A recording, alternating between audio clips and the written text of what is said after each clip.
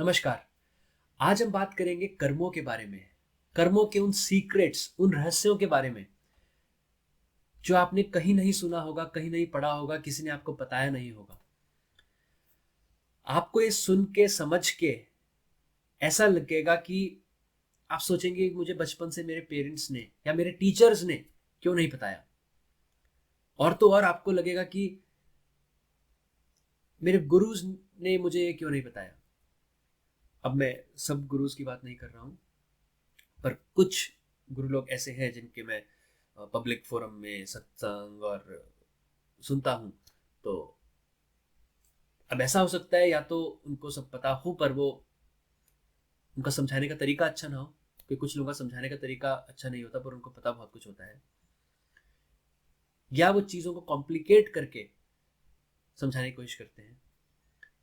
जो मेरे से जुड़े हुए हैं यहाँ पे हमेशा से, मैं उनको पता है कि मैं हर चीज़ इतने सिंपल टर्म्स में आपको बताता हूँ, इतनी सिंपल लैंग्वेज में आपको समझाता हूँ कि एक किंडरगार्टन का बच्चा भी होगा उसको वो भी समझ जाएगा। और हर चीज़ को मैं हवा में नहीं बोलता कुछ भी, मैं पूरी रिस्पॉन्सिबिलिटी अकाउंटेबिलिटी के साथ जो मुझे अपने अंदर पता है with in the fibre of my being कि ये चीज़ सही है, मैं वही आप लोगों के साथ शेयर करता हूँ। और जहाँ तक हो सके मैं साइंस की हेल्प लेके आपको एक्सप्लेन करने की कोशिश करता हूँ। और कभी कभी ऐसा होता है कि साइंस आज वहाँ तक नहीं पहुँची, तो उस केस में मैं मेटाफिजिक्स का यूज़ करता हूँ। और कभी कभी ऐसा भी होता है मेटाफिजिक्स से भी मैं आपको नहीं समझा सकता, फिर आपको या तो मेरे ऊपर विश्वास करना पड़ेगा या फिर आप उसको इग्नोर कर सकते हैं। तो ये जो 3 पार्ट की वीडियो सीरीज है दोस्तों, ये आपके लिए लाइफ चेंजिंग होने वाली है कि इसके बाद आप कर्मों के बारे में किसी से आपको कुछ पूछने की जरूरत नहीं पड़ेगी। तो आइए शुरू करते हैं। मैं हमेशा से आपको बोलता हूं कि ये जो फिजिकल वर्ल्ड हमें दिख रहा है, ये जो भौतिक जगत हमें दिख रहा है, जिसमें हमारा भौतिक शरीर भी है, ये एक इल्यूजन है, ये एक सपना है, ये एक भ्रम है, ये माया है, अपरा प्रकृति की माया है।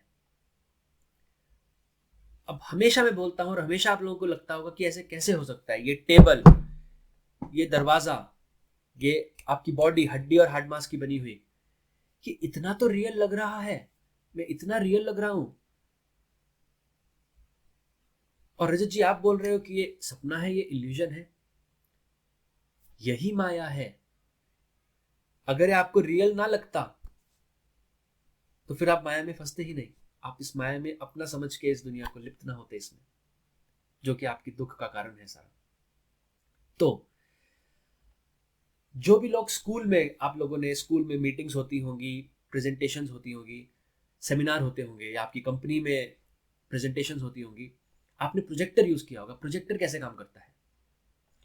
एक ऐसा प्रोजेक्टर, उसके नीचे ऐसी स्क्रीन होती है, उस पर आपको स्लाइड रखनी होती है, जो आपको प्रोजेक्ट करना है दीवार पे या बड़े पर्दे पे, आप वो स्लाइड वहां पे रखते हैं। अब वो स्लाइड वहां दीवार पे प्रोजेक्ट होती है और हर कोई उसको देख सकता है।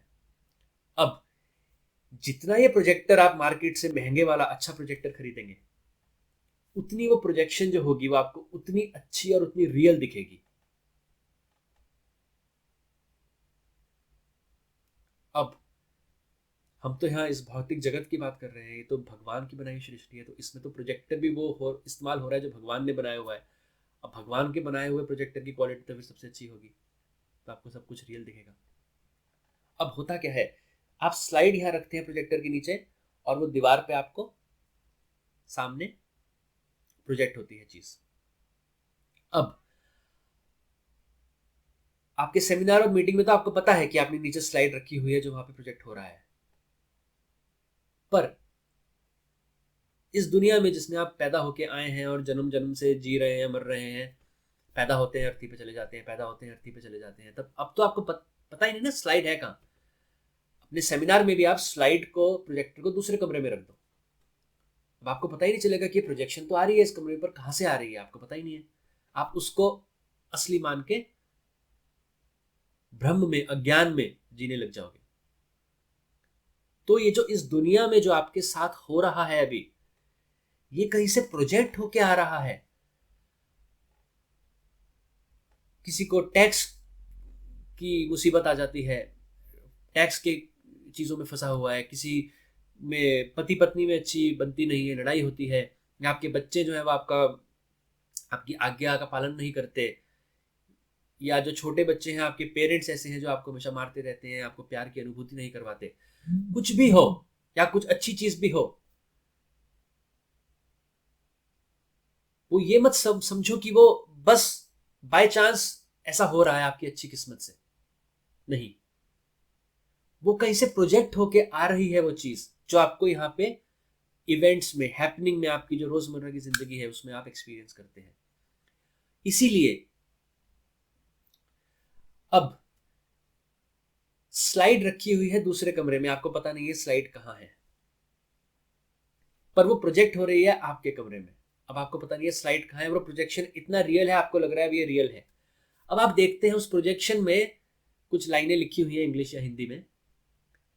अब कई बार स्पेलिंग की मिस्टेक है, आपको लगा नहीं यहाँ पे एक लाइन और जोड़नी चाहिए थी, या ये एक लाइन कुछ गड़बड़ है, इसको मिटा दो, कुछ चेंज करना है आपको उस प्रोजेक्शन में। अब आप उसको रियल समझ रहे हैं जो दीवार पे आप देख रहे हैं, बड़े पर्दे पे आप देख रहे हैं। पुराने जमाने में मूवी थिएटर में भी यही होता था। अब आप उसको आप असली समझ रहे हो अज्ञानतावश। अब आप उसको रबड़ से, पेन से कितना ही मिटाने की कोशिश करो, कितना ही लिखने की कोशिश करो, मिटा पाओगे, लिख पाओगे, चेंज हो पाएगा? नहीं। क्यों? क्योंकि वो असली चीज नहीं है। अगर चेंज करना है तो जो स्लाइड है उस स्लाइड में आपको चेंज करना पड़ेगा, आपकी प्रोजेक्शन चेंज हो जाएगी। तो इसका मतलब आपकी जिंदगी जैसी है, जैसी आप जिन परिस्थितियों में जी रहे हैं, जो आपके सर्कमस्टेंसेस हैं, अगर आपको उसको चेंज करना है तो आपको कहाँ जाना पड़ेगा? स्लाइड पे, जहां वो प्रोजेक्टर और स्लाइड है, वहां जाके चेंज करना पड़ेगा। वरना आप इस दुनिया में भागते रहो, दौड़ते रहो, अपने दुख को मिटाने के लिए, अपने दुख का निवारण करने के लिए, कुछ नहीं होगा। वो तभी होगा आपका जिंदगी, तभी इस भौतिक जगत में तभी सुधार आएगा जब आपके पास स्लाइड में वैसा कुछ लिखा होगा कि इस टाइम के बाद इसकी जिंदगी में सुधार आना चाहिए, तो आपकी जिंदगी में सुधार आना शुरू हो जाएगा। अब ये मत सोचिए आपने दौड़ भाग करी तो उस वजह से कुछ हुआ।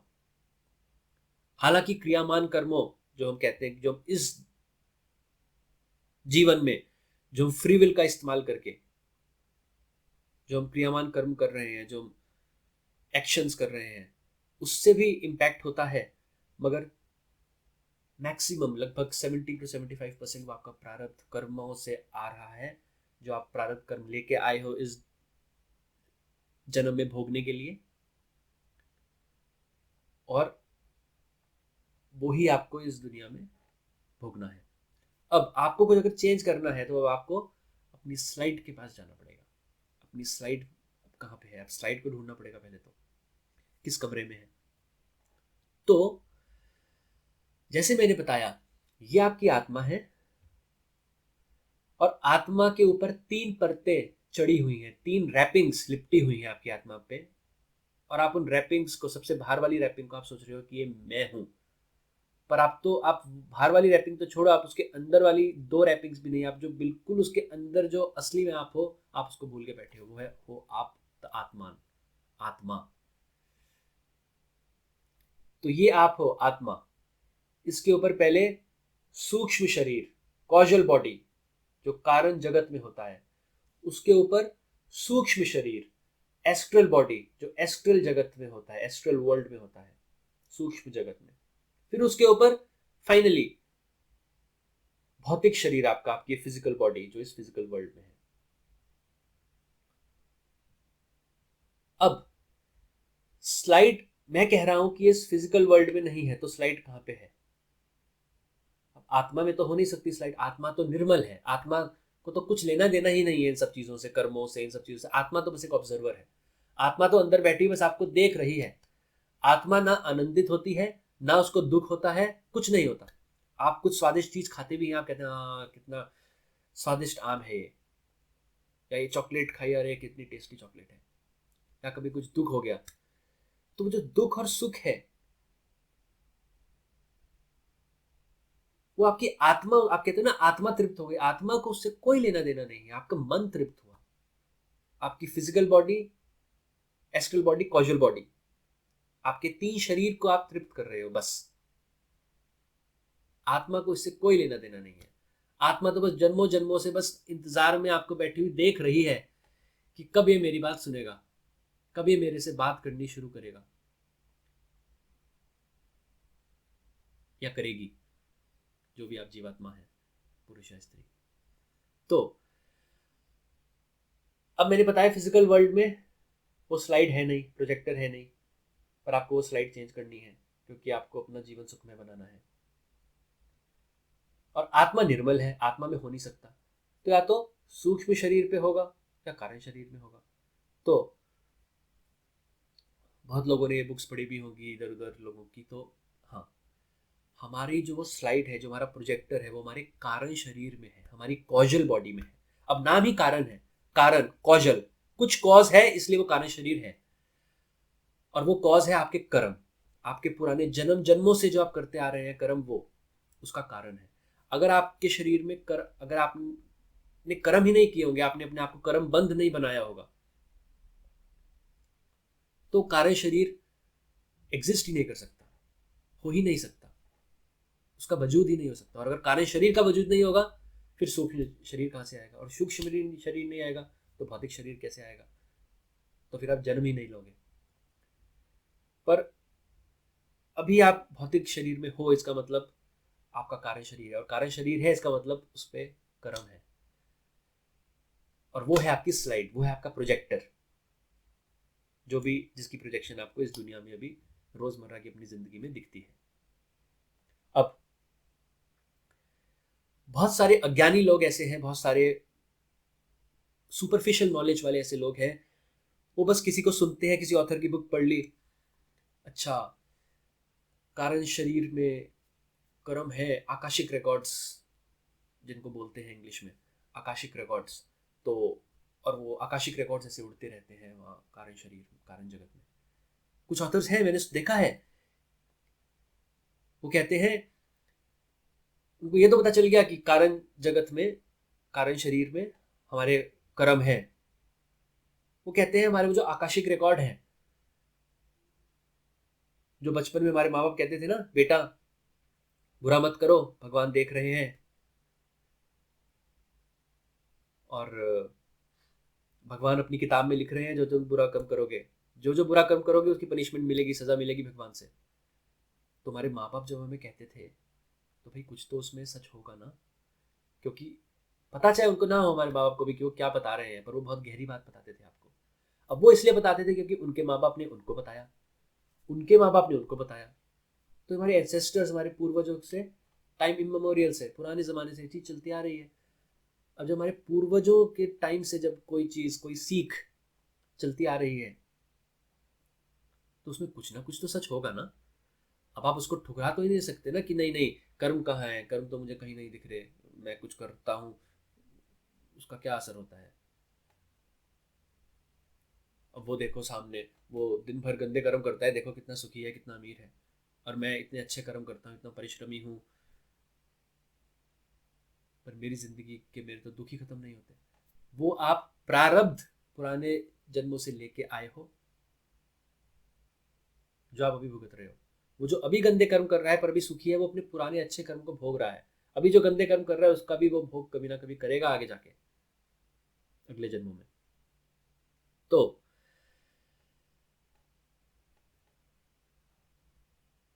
कुछ लोग ये ऑथर्स और बुक्स को पढ़ के ये तो जान जाते हैं कि कारण जगत में, कारण शरीर में हमारे वो कर्म है, पर वो क्या कहते हैं, ये आकाशिक रिकॉर्ड जो है ना, ये वहां पर उड़ रहे हैं कारण जगत में, आप अपने कर्म जो है ना वो पढ़ सकते हैं आकाश में। भ्रम में जी रहे हैं ये लोग, अज्ञानी है ये लोग, सुपरफिशियल नॉलेज।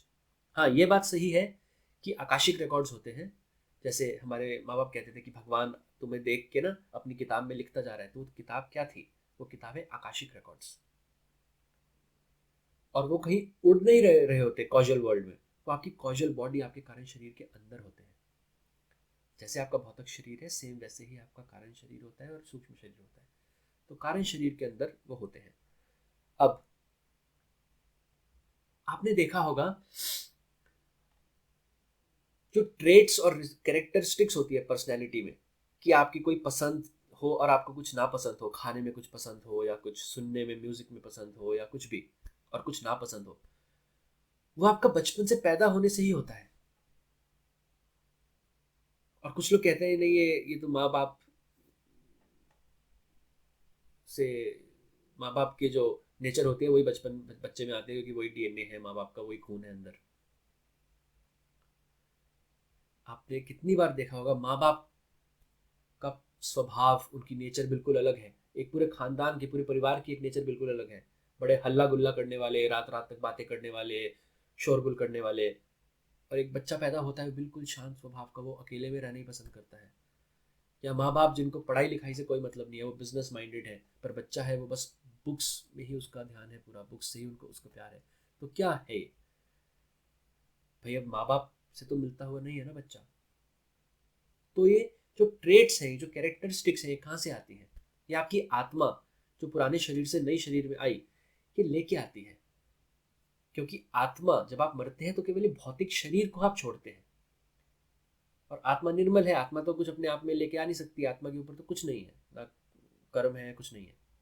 तो आत्मा के साथ जब आपका भौतिक शरीर छूटता है, जब आपकी मृत्यु होती है, आपकी डेथ होती है, तो आपकी आत्मा के ऊपर ये जो कारण शरीर और सूक्ष्म शरीर है, ये चढ़ा रहता है। बस केवल आपका जो भौतिक शरीर है वो चेंज होता है। अब तो कॉजल बॉडी के आपके वो अंदर वो आकाशिक रिकॉर्ड्स होते हैं। और जब ये बच्चे पुरानी जन्मों से जो उनके संस्कार होते हैं, जो उनकी वृत्तियां होती हैं, वो लेके आते हैं। इसलिए वो जन्म जन्मांतर तक, जब तक वो संस्कार वो उसको मिटाते नहीं हैं, उन वृत्तियों को खत्म नहीं करते, वो उनकी पसंद नापसंद वो सारी चीज़ें उनकी हमेशा से रहती हैं, हर जन्म में कंटिन्यू रहती हैं। आपने देखा होगा कि लोग कहते हैं ना कि इसको ये पसंद क्यों है, हो सकता है इसके ऐसे संस्कार होंगे। तो वो बहुत गहरी बात बोल देते हैं लोग, सच है वो। अब संस्कार और वृत्तियां ये होती है हमारे कर्म से बनती है। हम जैसा कर्म करेंगे वैसे हमारे संस्कार बन जाएंगे, वैसे हमारी वृत्तियां बन जाएंगी, और वैसे हमारी ट्रेट्स और कैरेक्टरिस्टिक्स बन जाएंगी। अब अब गहराई पे आते हैं, टू द पॉइंट, कि कारण शरीर में भी, मैंने बोल दिया कारण शरीर में आपके कर्म है, आपकी संस्कार है, आपकी वृत्ति है। कारण शरीर में भी कहाँ? कारण शरीर में चित्त होता है। चित्त के ऊपर ये सारे कर्म होते हैं जो रिकॉर्ड होते रहते हैं हमेशा। हर मनुष्य में, हर मनुष्य का, जितनी भी जनसंख्या है, हर इंसान का एक यूनिक, लोग बाकी लोगों से डिफरेंट जेनोम है। हर इंसान के अंदर जेनोम है, जिसको हम डीएनए कहते हैं। अब डीएनए का फुल फॉर्म साइंटिस्ट क्या कहते हैं? Dioxy ribonucleic acid. अभी जो डीएनए है, कहीं तो इन्फॉर्मेशन स्टोर होती होगी ना डीएनए के अंदर। अगर मैं कह रहा हूँ डीएनए के अंदर कर्म कर्म है, और डीएनए फिजिकल नहीं होता। किसी ने मुझसे कमेंट में पूछा भी था, मेरे सब्सक्राइबर ने, कि ये जो हमारे अंदर ये जो घुसा रहे हैं, तो अगर ये घुसा भी देंगे और आप कहते हो रजत जी कि ये हमारा जेनोम को, डीएनए को चेंज कर रहा है, तो फिजिकली अगर चेंज भी हो गया तो हमारी आत्मा पे तो कोई असर नहीं है। नहीं, भौतिक शरीर जो हमें मिला हुआ है, मैंने बताया, ये कारण शरीर से सूक्ष्म जगत, सूक्ष्म शरीर पैदा होता है, सूक्ष्म शरीर से भौतिक शरीर पैदा होता है। तो अगर ये फिजिकल बॉडी में आपको फिजिकल डीएनए दिख रहा है, तो ऐसे ही एस्ट्रल डीएनए भी है आपकी एस्ट्रल बॉडी में, और ऐसे कॉजल डीएनए भी है आपकी कॉजल बॉडी में। तो जो कॉजल डीएनए है, that is the main thing. तो उस कॉजल डीएनए के अंदर मैंने बताया अभी कि ये जन्म जन्मांतर से आप जन्म लेते रहते हैं। आपकी वो ट्रेट्स, आपकी पर्सनैलिटी, आपकी कैरेक्टरिस्टिक्स, नापसंद पसंद, वो सब आती, आप लेके आते रहते हो। तो कहीं स्टोर होती होगी ना, कहीं मेमोरी कार्ड होगा। भाई आपको कुछ स्टोर करना होता है, मेमोरी कार्ड हार्ड डिस्क में स्टोर करते हैं ना, सीडी में स्टोर करते हैं ना, तो वो सीडी, वो मेमोरी कार्ड कहीं तो होगा। तो वो आपके कारण शरीर में है, आपके डीएनए के अंदर। अब डीएनए के अंदर ये जो आपका कॉजल डीएनए है और जो आपका एस्ट्रल डीएनए है एस्ट्रल बॉडी में, यही है जो आपके एस्ट्रल प्लेक्सेस, आपके सूक्ष्म शरीर में जो चक्र है आपके, उसको जो होल्ड करता है, वो ये आपका डीएनए है। अब डीएनए यानी कि जीनोम के अंदर जो भी साइंटिस्ट कम्युनिटी का है, जो भी डॉक्टर्स हैं या कुछ भी साइंस के टीचर्स हैं, उनको पता है हर डीएनए मॉलिक्यूल में 4 नाइट्रोजनस बेस होते हैं। इन नाइट्रोजनस बेसिस के अंदर सारा जादू है। इन नाइट्रोजनस बेसिस के अंदर वो मेमोरी कार्ड घुसा हुआ है। इन नाइट्रोजनस बेसिस के अंदर वो चीज है जिसमें आपके सारे कर्म, आप जैसे कर्म बनाते हैं उसके अंदर स्टोर हो जाता है। अब वो जो नाइट्रोजनस बेस है, ये आपको किसी ने नहीं पता होगा साइंस में, आपने किसी बुक में भी नहीं पढ़ा होगा। अब वो जो नाइट्रोजनस बेस है, इसलिए मैं कहता हूँ ये केवल वही बता सकता है जिसने अनुभूति करी हो। जैसे बहुत सारे हमारे ऋषि मुनि, हमारे इस अभी भी हमारे इस भौतिक जगत में इतने सारे अच्छी अच्छी दिवात्माएं हैं जो जिन्होंने अनुभूति कर रखी है, जो आपको बता सकते हैं ये सत्य है। अब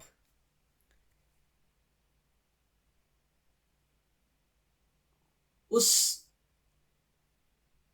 डीएनए मॉलिक्यूल में जिसमें 4 नाइट्रोजनस बेस होते हैं, अब उन नाइट्रोजनस बेसिस के अंदर आप ये मान लीजिए वीडियो कैमरा भी लगा हुआ है, टेप रिकॉर्डर भी लगा हुआ है और टाइपराइटर भी है। आपने कुछ किया या कुछ सोचा, मैं कहता हूं ना, आपने किसी के साथ बुरा किया नहीं, पर आपने सोच लिया, वो आपका कर्म बन गया।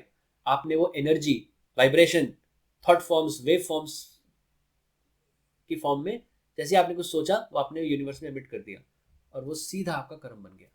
अगर आपने कुछ बुरा किसी के बारे में सोचा है तो जैसे ही आप कुछ करते हैं, कुछ सोचते हैं,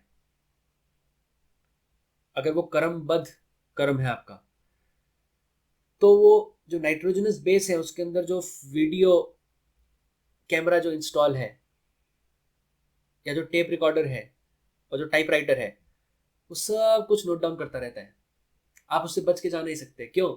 आपकी मृत्यु भी होगी लेकिन कारण शरीर तो आपके साथ ही जाएगा ना, आत्मा के ऊपर लिपटा हुआ। तो आपका छुटकारा नहीं होगा, आपको वो भुगतना ही होगा। इसलिए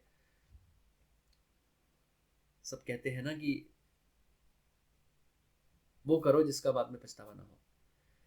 अब आपने कुछ भी किया वो उसमें स्टोर होता चला जा रहा है। अब अगर आप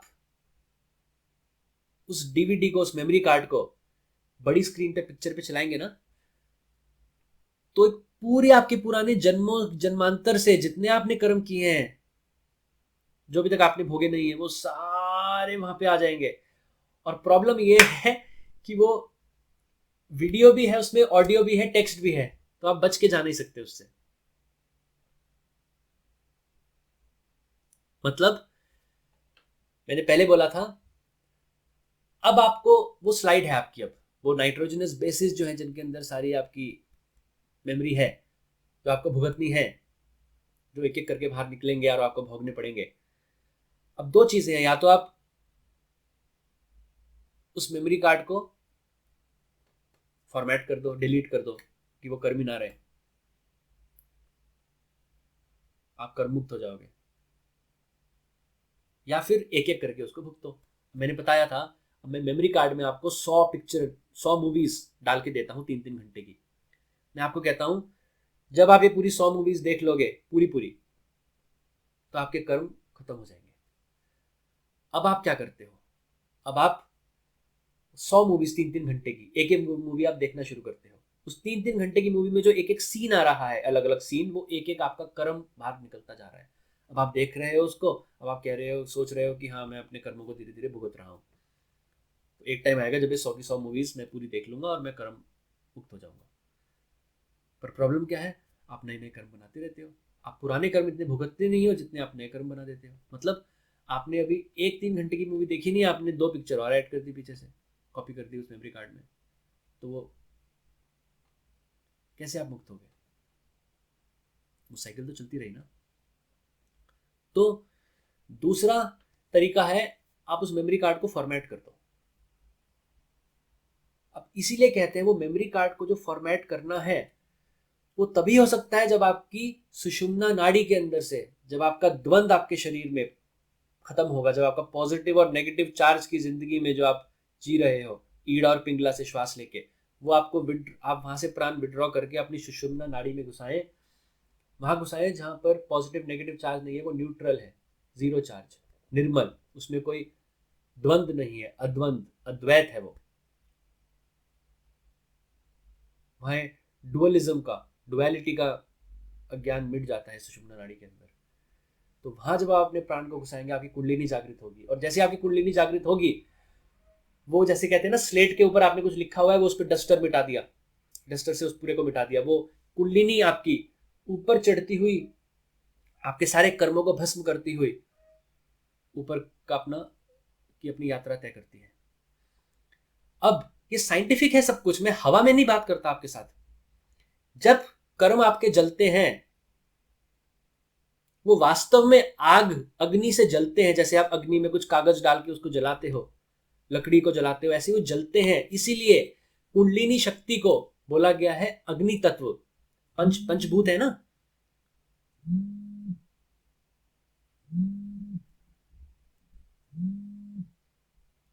पंचभूत जिसको बोला गया है अर्थ, वाटर, फायर, एयर, स्काई।